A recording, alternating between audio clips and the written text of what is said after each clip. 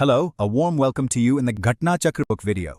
Let's begin this journey where we will present every topic in a simple, clear, and exam-oriented manner. Okay, so think about this for a second. In a country with over 1 billion people, with all these different cultures and needs, who actually gets to write the rules? It's a massive question. Today we're going to dive into India's constitutional blueprint to find the answer. And you know what? It's surprisingly elegant. I mean, really let that sink in. Countless languages, wildly diverse cultures, unique needs from region to region. How do you possibly create one system of law that works for everybody without, everything descending into chaos? This was the huge challenge facing the people who designed modern India. And the answer, as it often does in India, is found right inside its most important document, the Constitution. It lays out a remarkably clear solution to what seems like an impossibly complex problem of who gets to hold the power. All right, here's our first piece of the puzzle, and it's coming straight from Article 245 of the Constitution.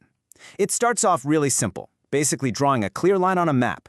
The national parliament, it can make laws for the whole country. But a state's own legislature, they can only make laws for that specific state. So, right off the bat, we have a straightforward division of territory. But, okay, knowing where they can make laws is only half the battle, right? The much bigger question is, what kind of laws can they make? What subjects are on the table? For that, we've got to turn the page to the very next article, Article 246, which is basically the detailed instruction manual for this whole operation. So let's take a look at how this thing is actually built. Article 246 doesn't work alone. It teams up with something called the 7th Schedule. And you can think of the 7th Schedule as just a giant, detailed list of topics. Together, these two don't just suggest how power should be divided. They create a precise blueprint that says exactly who is responsible for what. And this blueprint has a famous name. It's called the 3 lists system. It is a brilliant way to categorize pretty much every area of law you can think of and assign it to the right level of government. The whole point here is to avoid confusion and arguments over who's in charge of what. So here it is, broken down nice and simple. Just picture 3 big buckets. Bucket number 1 is the union list. That's for laws that affect the entire nation. Bucket number 2 is the state list, for stuff that's really specific to each state. And bucket number 3 is the concurrent list. This is a shared space where both the central government and the states can make laws. Now this is where it gets really interesting. Let's actually look inside each of these buckets and see who gets the power over what. This is the nitty-gritty of how the country is actually run. This table lays it all out for us, numbers and all. So the union list, which is handled by the parliament at the center, has the most subjects by far, 98 of them. Then we have the state list for the individual states with 59 subjects. And that shared zone, the concurrent list, has 52 subjects. Just looking at the numbers, you can already see that power is kind of tilted towards the national government. Let's start with that big one, the 98 subjects on the union list. As you'd expect, these are the big-ticket items, things that are important to the entire nation and need a single, unified policy. We're talking about things like national defense, the money supply, foreign policy, areas where it would be absolute chaos if every state had its own set of rules. Next up, those 59 subjects on the state list. Now, these are the issues where local knowledge is absolutely key. Think about things like local policing, public health, agriculture, stuff that really needs to be customized to fit the specific needs of the people in that particular region.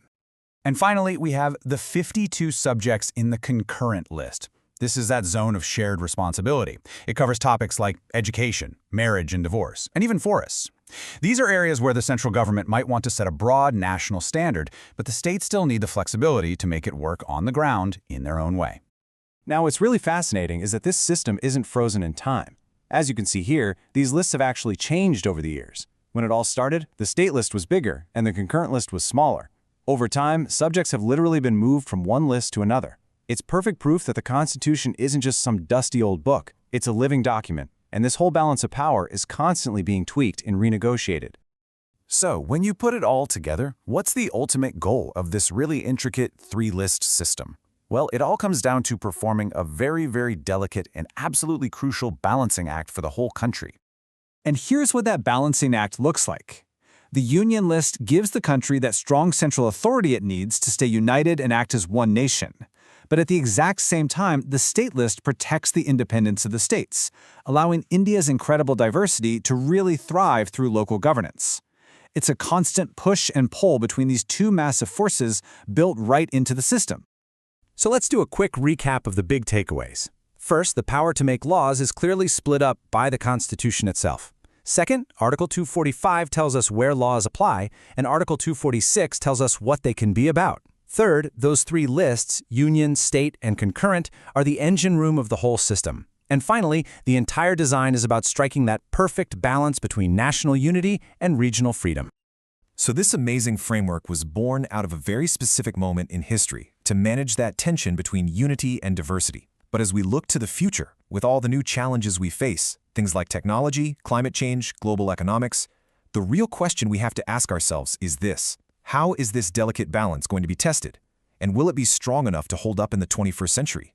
That's something to think about.